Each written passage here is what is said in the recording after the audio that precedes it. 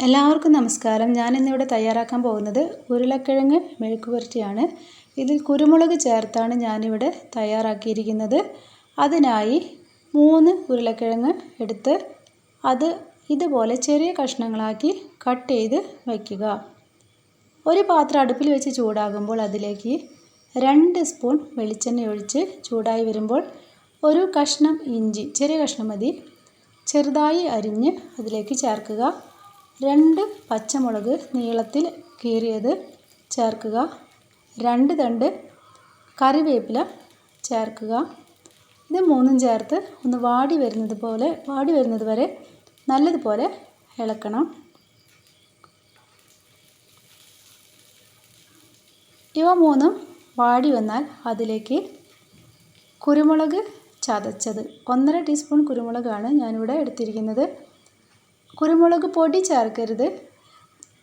മെഴുക്ക് പുരട്ടിയുടെ ശരിയായ ടേസ്റ്റ് കിട്ടണമെങ്കിൽ കുരുമുളക് ചതച്ചെടുക്കണം. 1/2 ടീസ്പൂൺ മഞ്ഞൾപ്പൊടി ചേർക്കുക. എല്ലാം ചേർത്ത് നല്ലപോലെ ഇളക്കി യോജിപ്പിക്കുക. മൂത്ത് വരുമ്പോൾ ഉരുളക്കിഴങ്ങ് അതിലേക്ക് ഇട്ട് കൊടുക്കാം. ഉരുളക്കിഴങ്ങ് ചേർത്ത് നല്ലപോലെ ഇളക്കി യോജിപ്പിക്കുക. അതിനുശേഷം നമുക്ക് ആവശ്യാനുസരണം ഉപ്പ് ചേർക്കാം. ഞാനിവിടെ 1/2 ടീസ്പൂൺ ഉപ്പാണ് ചേർത്തിരിക്കുന്നത്. ആവശ്യമെങ്കിൽ കൂടുതൽ ചേർക്കാവുന്നതാണ്. എല്ലാ ഭാഗവും നല്ലപോലെ ഇളക്കി യോജിപ്പിച്ചതിന് ശേഷം പാത്രം അടച്ചു വയ്ക്കുക. ഈ മെഴുക്ക് പുരട്ടി ഉണ്ടാക്കുമ്പോൾ തീ സിമ്മിൽ മാത്രമേ ഇടാവൂ, ഇല്ലെങ്കിൽ അടിയിൽ പിടിക്കും.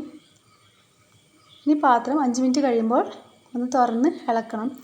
പ്രത്യേകം വെള്ളമൊന്നും ഒഴിക്കാത്തത് കൊണ്ട് തന്നെ ഓരോ 5 മിനിറ്റ് കഴിയുമ്പോഴും തുറന്ന് ഇളക്കുക. പകുതി വേവേ ആയിട്ടുള്ളൂ.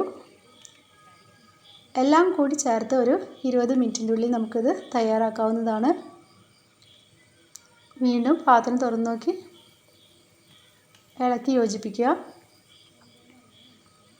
ഉരുളക്കിഴങ്ങ് വെന്തിട്ടുണ്ട്, എന്നാലും ഒരു 5 മിനിറ്റ് കൂടെ അടച്ചു വെച്ച് തുറന്നു കഴിഞ്ഞാൽ ഇപ്പോൾ ഉരുളക്കിഴങ്ങ് പാകത്തിന് വേവായിട്ടുണ്ട്.